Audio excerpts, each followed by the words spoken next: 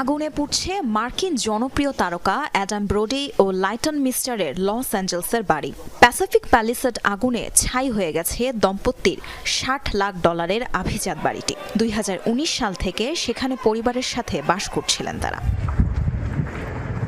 কোনো মতে প্রাণে বেঁচে ফিরেছেন প্যাসিফিক প্যালিসেডের বাসিন্দা 77 বছর বয়সী জনপ্রিয় অভিনেতা জেমস উডস। সিএনএনকে দেয়া এক সাক্ষাৎকারের মাঝেই কান্নায় ভেঙে পড়েন তিনি।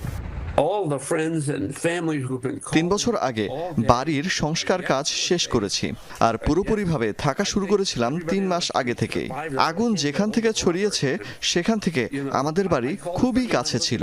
কিছু বুঝে ওঠার আগেই আগুনের কালো ধোঁয়ায় সব ছেয়ে গেছে। কোনো মতে বাড়ি থেকে বের হয়ে হোটেলে আশ্রয় নিয়েছি।